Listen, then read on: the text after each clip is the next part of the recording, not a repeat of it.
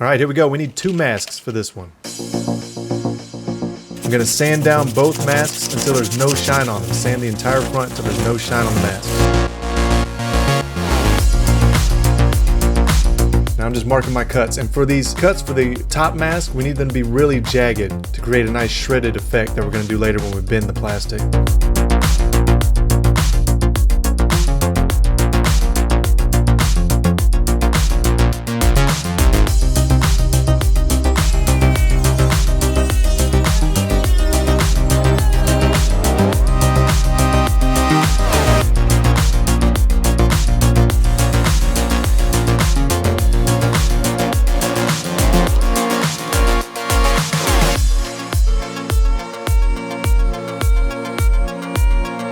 Alright, now the bit that I'm using for this is not made for cutting, but here I am cutting with it because I needed to make that thinner cut line. So I did what I had to do.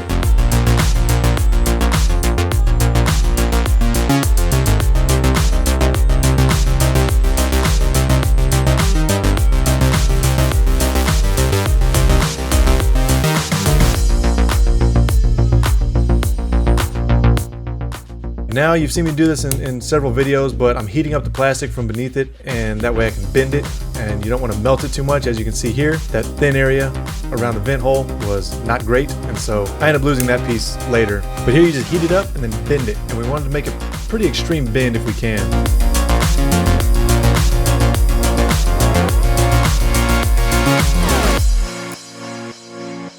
And I'm using a dowel rod here. If you can get anything round, a marker, a dowel rod, something like that, you can get a nice little curved effect in the plastic instead of a bend or a crease.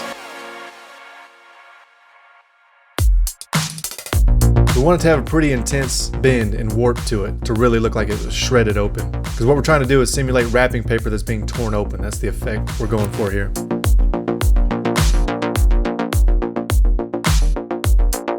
And definitely wear some gloves or whatever you can to protect your hands. This stuff gets hot, and be careful not to light the plastic on fire. That does happen, and try your best not to melt it down to a liquid either. As you can see there's some curling going on these edges, and we'll have to clean that up in a second.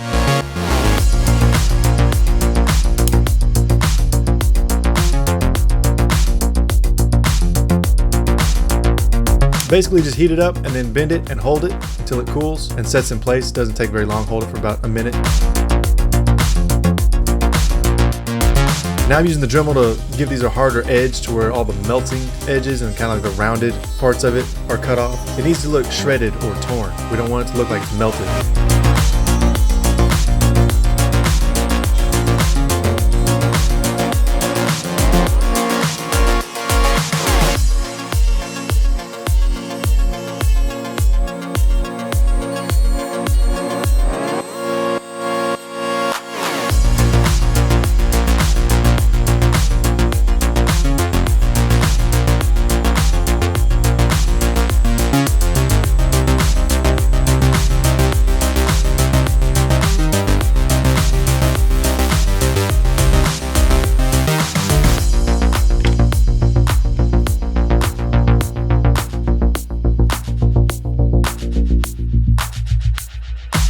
This is my favorite Dremel bit of all time. I love cutting with this thing.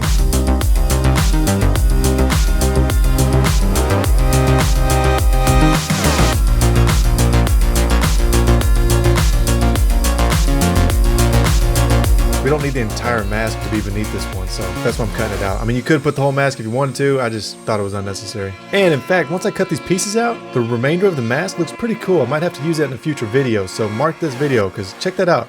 That looks cool. I don't know what the concept will be with that yet, but I'm gonna have to come back to that.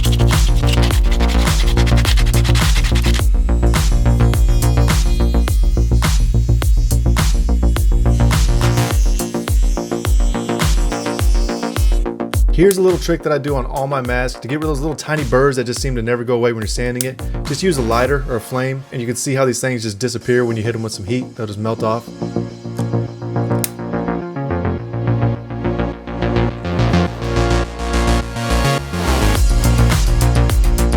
Now I'm hitting the two underneath pieces with some meringue to make it look like a part 3 or 4. I'm not going to dirty these up. I just want them to have the color of a part 3 or 4.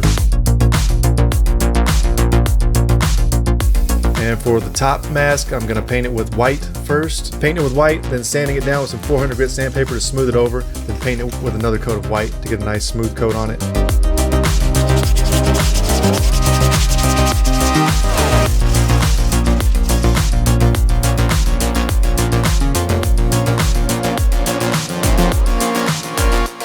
Now here I'm cutting painter's tape into 1/4 inch strips. Need a bunch of these.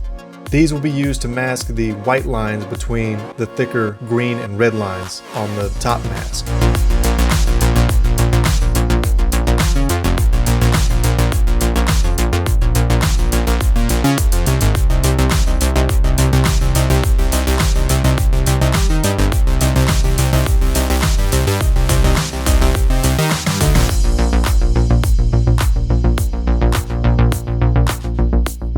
So I'm using a full strip of painter's tape and then the 1/4 inch of painter's tape, then a full strip of painter's tape, 1/4 inch of painter's tape, so on and so forth.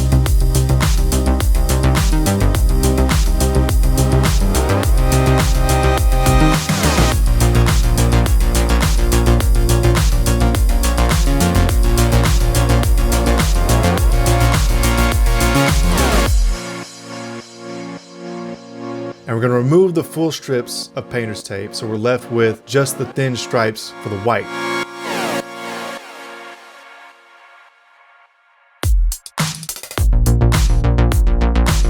I'm not going to spray paint these lines in. I'm going to use my acrylic paint, and you'll see why later. But I'm going to start with my barn red, which I think is a really good red for blood as well.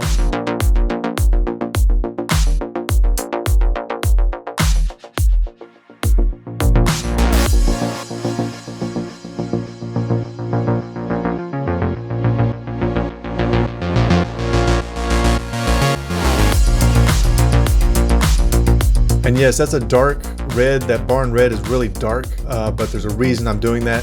Otherwise, I would have used a brighter red to make it more festive for Christmas.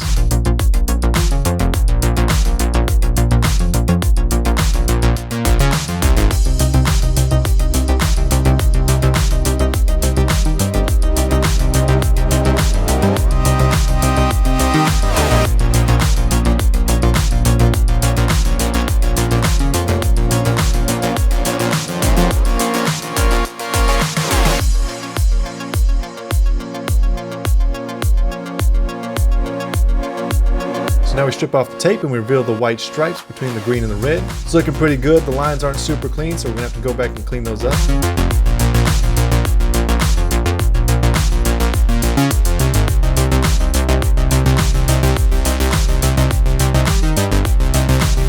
And the nose, which always messes me up. You can see that green stripe on the nose. Gets a little wacky, but whatever, I'm gonna leave it.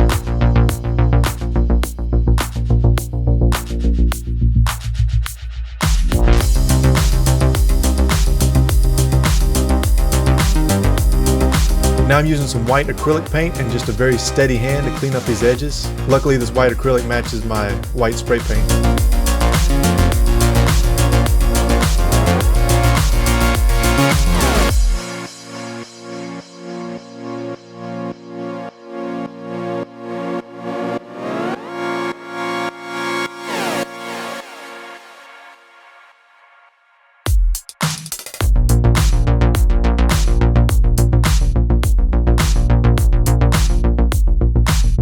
Alright, I'm also painting white over the edges of the shredded areas because it wouldn't make sense for the color to bleed over those edges. Those are ripped and torn, and just like real wrapping paper, the color doesn't wrap around.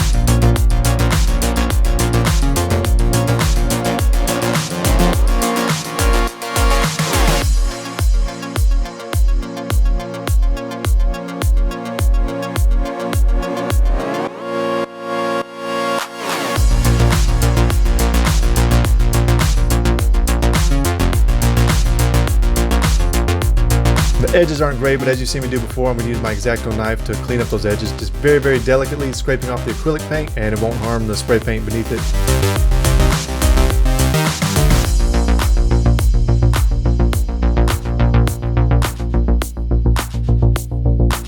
This is a new approach I'm taking. I'm using a syringe to apply some bleeding. And like I said before, there was a reason I used that dark blood shade of acrylic red paint. And that's because I want this to be bleeding wrapping paper. Much like my bleeding rainbow mask, I want to do the same effect here. I want the red stripes of the wrapping paper to be bleeding on this mask.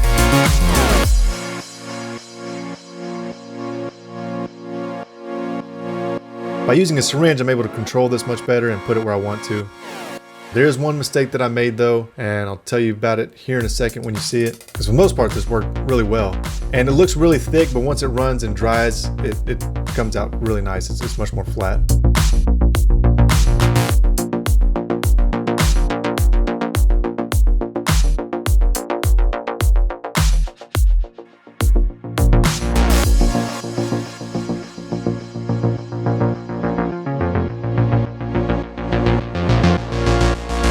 Here I'm painting the edges, and had I not waited so long, I wouldn't have gotten these worms in my paint. You can see there, I'm getting some worms in. That's because it started to dry. I had this out in the sun, which was foolish of me to wait for any amount of time to start doing this painting part, because obviously acrylic paint dries really quick, and that's what it did to me. Had I done this brushing as soon as I put the paint on, I wouldn't have had that problem.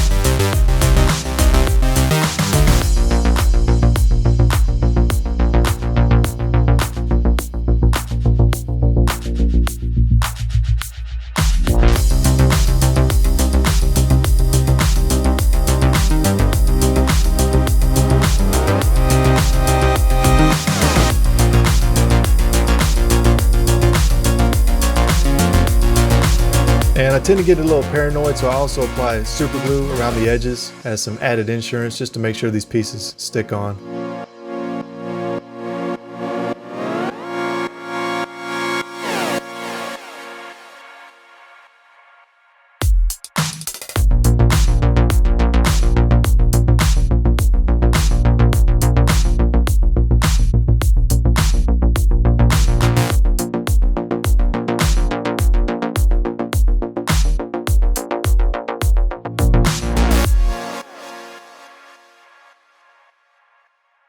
Please go check out my Etsy shop. You can get blank masks, you can get Chevron templates, you can even get my mask reference guide, so you have nice clean pictures of almost every mask you've seen me make here on the YouTube channel. Please follow me on Instagram for high-res photos of all of my completed masks when they're done. Also some behind-the-scenes stuff going on. Please join me on Patreon for behind-the-scenes exclusives and early screenings of my mask videos. Plus you can get merch depending on the tier that you select. Come follow me on TikTok for all of my crazy antics on there, as well as a different perspective on all these masks that I make. And even behind the scenes stuff where I answer a lot of questions and I react to the masks that you've made. And finally, please send me some mail. I would love to get something from you.